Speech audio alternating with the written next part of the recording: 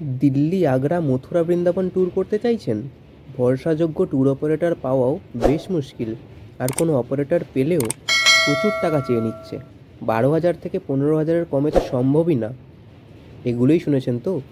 কোনো চিন্তা নেই, আপনাদের জন্য আমি তো আছি। খাওয়া দাওয়া সহ আপনারা মাত্র 5,500 থেকে 6,000 টাকা জনপ্রতি খরচ করে 6 রাত 6 দিনে একটি বাজেট ট্যুর করতে পারবেন। কিভাবে ঘুরবেন, কোথায় থাকবেন, কোথায় খরচ কেমন হবে, থাকছে এই সমস্ত ইনফরমেশন। সাথে ভিডিওর শেষে আমি কিছু টিপস দেব, যাতে আপনাদের ঘুরতে গিয়ে কোনো রকম সমস্যায় পড়তে না হয়। ভিডিওটি প্রথম থেকে শেষ পর্যন্ত দেখতে থাকুন। শুরু করছি আজকের উত্তর Bharat tour. Point number 1, Kolkata থেকে দিল্লি কিভাবে পৌঁছবেন। কলকাতা থেকে দিল্লি পৌঁছানোর জন্য বেশ কিছু ট্রেন রয়েছে, যেমন পূর্বা এক্সপ্রেস, হাওড়া রাজধানী, শিয়ালদা রাজধানী, দুরন্ত ইত্যাদি। আপনারা পূর্বা এক্সপ্রেস অথবা রাজধানীতে টিকিট করিয়ে নেবেন, কারণ এই ট্রেন দুটি খুব সকালে নিউ দিল্লি স্টেশনে পৌঁছে দেবে। আমার দিল্লি যাওয়ার সম্পূর্ণ জার্নি এই সিরিজের প্রথম পর্বে পেয়ে যাবেন, লিঙ্ক ডিসক্রিপশনে রয়েছে। সকালবেলা দিল্লি পৌঁছে আপনারা ঘন্টা দেড়েক বিশ্রাম নিয়ে লাগেজগুলো লকার রুমে রেখে বেরিয়ে পড়ুন দিল্লি ভ্রমণের উদ্দেশ্যে। দিল্লিতে মাত্র 150 টাকা খরচ করে কোথায় কীভাবে কী ঘুরবেন তা এই সিরিজের দ্বিতীয় পর্বে পেয়ে যাবেন, লিঙ্ক ডেসক্রিপশনে। দ্বিতীয় পয়েন্টে আসি, কোথায় থাকবেন। আমি সবসময় চেষ্টা করি রিটায়ারিং রুমে থাকার, কারণ দিল্লিতে আমার মতে রেলওয়ে রিটায়ারিং রুমের থেকে সেফেস্ট প্লেস অন্য কোথাও পাবেন না। আমিও আপনাদের বলবো, আপনারাও টিকিট বুকিং করার পরে কনফার্ম টিকিটের পিয়নের নম্বর দিয়ে রিটায়ারিং রুম বুক করে নেবেন। নিউ দিল্লিতে খুব রিজনেবল প্রাইসে আপনারা রুম পেয়ে যাবেন।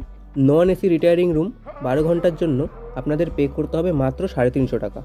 রুম বুকিং করার লিঙ্ক ডেসক্রিপশনে রয়েছে। এবার বলি, আপনারা যদি হোটেলে থাকতে চান তবে স্টেশনের 1 নম্বর প্ল্যাটফর্মের বাইরে মিনিটখানেক হাঁটা পথে পাহাড়গঞ্জ নামক জায়গা পাবেন।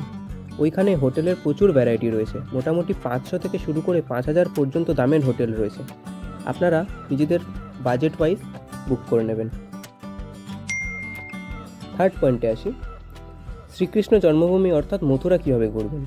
সারাদিন দিল্লি ঘোরাফেরা করে হোটেল বা রিটায়ারিং রুমে রাতটা কাটিয়ে পরদিন ভোরবেলা বেরিয়ে পড়ুন মথুরা ভ্রমণের উদ্দেশ্যে।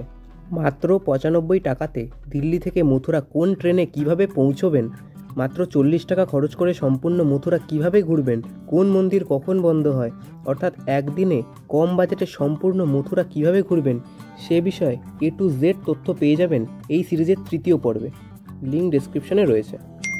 ফোর্থ পয়েন্ট, মথুরা থেকে বৃন্দাবন কিভাবে পৌঁছবেন। বৃন্দাবন কিন্তু একদিনে কভার করা সম্ভব, তবে আপনারা বৃন্দাবনে একটা রাত থাকতে চাইলে থাকতে পারেন। প্রেম মন্দিরের পাশে বা ইস্কন মন্দিরের পাশে অথবা মথুরা রেল স্টেশনের রিটায়ারিং রুম পেয়ে যাবেন। হোটেল 800 থেকে 1000 টাকায় ও রিটায়ারিং রুম ভাড়া পড়বে 300 থেকে 350 টাকা। বুকিং লিঙ্ক ডেসক্রিপশানে। আমি এই দুটো দর্শনীয় স্থান একদিনেই কভার করেছি।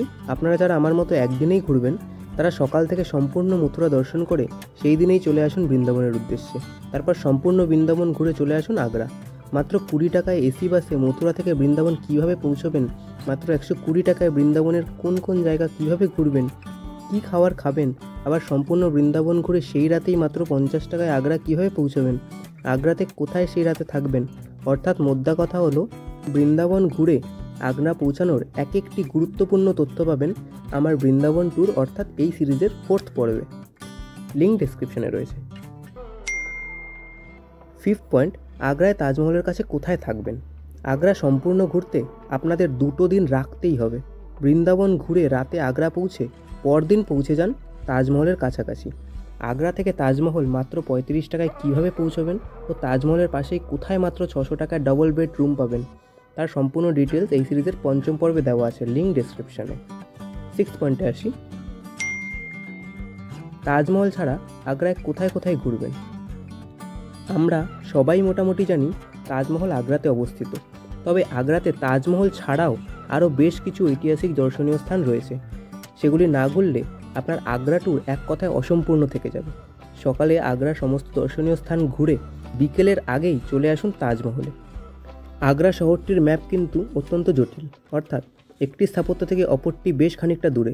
পার্সোনালি আমার মনে হয়েছে ঠিকমতো না প্ল্যান করলে আগ্রা ঘুরতে কিন্তু আপনাদের পকেট থেকে বেশ খানিকটা অপ্রয়োজনীয় টাকা ব্যয় হবে। তাই আগ্রাতে প্রথমে কোন জায়গায় ভিজিট করবেন, কিভাবে কোথা থেকে গাড়ি ধরবেন, কি ফেমাস ফুড খাবেন, অর্থাৎ মাত্র 90 টাকায় আগ্রার দর্শনীয় স্থানগুলি কিভাবে ঘুরবেন সেই বিষয়ে বিস্তারিত রয়েছে এই সিরিজের 6ষ্ঠ পর্বে, লিঙ্ক ডেসক্রিপশনে। 7th পয়েন্টে আসি, তাজমহলে কখন কিভাবে ঘুরবেন। তাজমহলের নাম তো আমরা সকলেই শুনেছি। বিশ্ব ঐতিহ্যবাহী স্থানগুলোর পাশাপাশি এটি পৃথিবীর 7ম আশ্চর্যের একটি। সারাদিন আগ্রার অন্যান্য স্থানগুলি ঘুরে সূর্যাস্তের একটু আগে চলে আসুন তাজমহলে।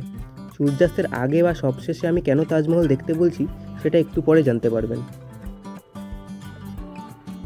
তাজমহলে কত টাকা টিকিট, ভেতরে সম্রাটের সমাধিটি দেখার জন্য কি কি নিয়ম আছে, অর্থাৎ তাজমহলের ওপর ডিটেলসের একটা ভিডিও বানানো রয়েছে এই সিরিজের 7ম পর্বে, লিঙ্ক ডেসক্রিপশনে রয়েছে। আপনাদের বলবো ওই ভিডিওটি একবার দেখে নিতে। 8th পয়েন্ট, ফতেপুর সিক্রি কীভাবে পৌঁছবেন। ফতেপুর সিক্রি কিন্তু আগ্রা থেকে বেশ খানিকটা দূরে অবস্থিত। আপনারা তাজমহল ভিজিট করে বাইরে কেনাকাটা করার হলে করে সেই রাত্রি হোটেলে কাটাবেন। পরদিন সকালবেলা হোটেল চেক আউট করে বেরিয়ে যান ফতেপুর সিক্রির উদ্দেশ্যে।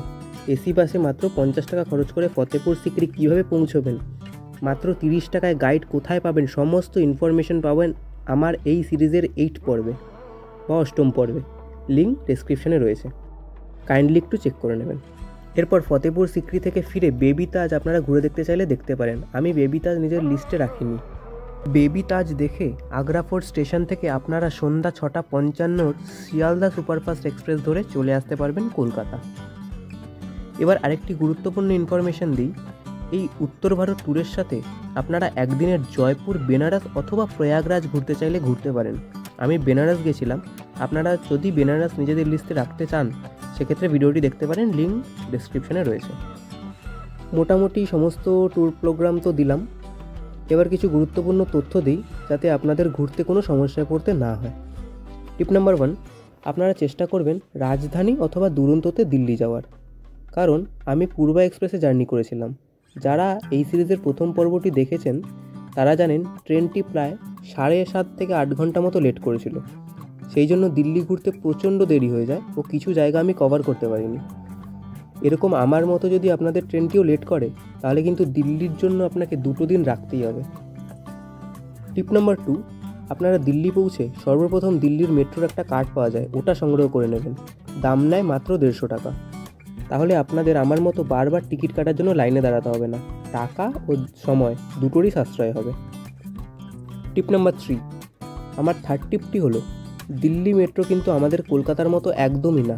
যারা প্রথমবার যাবেন তাদের কিন্তু বুঝতে প্রচণ্ড সমস্যা হবে। সেজন্য দিল্লি মেট্রোর একটি অ্যাপ আছে, ওটা ফোনে ইনস্টল করে নেবেন, তাতে আপনাদের অনেকটাই সুবিধা হবে। তাও যদি সমস্যা হয় তবে দিল্লি দর্শন নামে বেশ কিছু বাস রয়েছে, জনপ্রতি 350 টাকার বিনিময়ে সম্পূর্ণ দিল্লি ওরা আপনাকে ঘুরিয়ে দেবে। টিপ নাম্বার 4, মথুরাতে একটা জিনিস প্রথম থেকে মাথায় রাখবেন, মথুরার প্রায় সব মন্দিরের দরজা 11টায় বন্ধ হয়ে যায়, সময়টা একটু খেয়াল করে ঘুরবেন। এবার আসি টিপ নাম্বার 5-এ, বৃন্দাবনে বাঁকে বিহারী মন্দিরের দর্শন পাওয়া কিন্তু প্রচণ্ড চাপের, তার কারণ ওখানে কিন্তু প্রচণ্ড ভিড় হয়।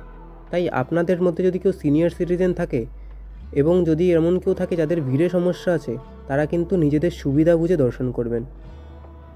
টিপ নাম্বার 6, মথুরা ও বৃন্দাবন এই দুটি জায়গাতেই প্রচণ্ড বাঁদরের উৎপাত। আপনারা mobile phone, sunglass, ladies bag ইত্যাদি অথবা এই রিলেটেড যে কোনো জিনিসপত্র খুবই সাবধানে রাখবেন। ওরা কিন্তু সুযোগ পেলেই আপনার এই সমস্ত জিনিসপত্র কেড়ে নেবে, আমার নিজের চোখে দেখা এগুলো।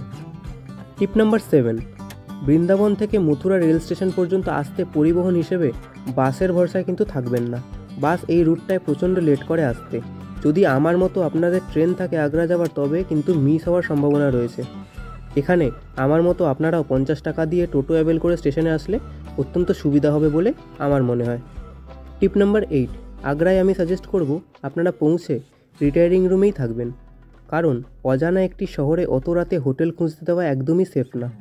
আপনাদের সাথে যদি লেডিস থাকে তাহলে হোটেল খুঁজতে যাওয়ার বিষয়টাকে টোটালি অ্যাভয়েড করবেন। টিপ নাম্বার 9, আগ্রাতে যদি আমার মতো আপনারাও তাজনগরীতে থাকেন তাহলে যেভাবে আমি প্ল্যান করেছি সেভাবে ট্যুর প্ল্যানটা সাজাবেন ও তাজমহলটি শেষে রাখবেন। তার কারণ হলো সূর্যাস্তের কিছুক্ষণ আগে তাজমহলকে বেশ সুন্দর দেখায় ও সেই সময় হালকা সূর্যের আলো থাকায় আপনারা যারা নিজেদের ছবি তুলবেন সেই ছবিও কিন্তু সুন্দর আসবে। এবার আসি টিপ নম্বর 10-এ ও একদম অন্তিম টিপে। আপনাদের সাথে সিনিয়র সিটিজেন থাকলে ফতেপুর সিক্রিতে অবশ্যই ব্যাটারি কার অ্যাভেল করবেন, কারণ ওখানকার রাস্তা কিন্তু বেশ খানিকটা চড়াই রাস্তা। যাদের হাঁটুতে সমস্যা তাদের কিন্তু হেঁটে উঠতে সমস্যা হতে পারে। খাওয়া দাওয়া সহ সম্পূর্ণ খরচ যোগ করলে পার হেড 5,500 থেকে 6,000 টাকায় ঘুরে নিতে পারবেন এই জায়গাগুলো। আমার থেকে যতটা সম্ভব হয়েছে আমি ভিডিওর মাধ্যমে বোঝানোর চেষ্টা করেছি। যদি কারো কোনো কিছু জানার থাকে বা মনে প্রশ্ন থাকে তাহলে অবশ্যই কমেন্ট করে জানাবেন। আমি কমেন্টের মাধ্যমে সকলের সমস্যা সমাধান করার যথাসাধ্য চেষ্টা করব। সবশেষে ভিডিওটি ভালো লাগলে অবশ্যই একটা লাইক করে দেবেন। আর আমার ইনফরমেশনগুলি যদি একটু আপনাদের সমস্যার সমাধান করতে পারবে বলে মনে হয় তবে চ্যানেলটিকে সাবস্ক্রাইব করে পাশে থাকা ঘন্টাটা বাজিয়ে দেবেন আরও এরকম ট্রাভেল রিলেটেড ভিডিও পাওয়ার জন্য। দেখা হচ্ছে পরবর্তী ভিডিওতে। সবাই ভালো থাকবেন, সুস্থ থাকবেন।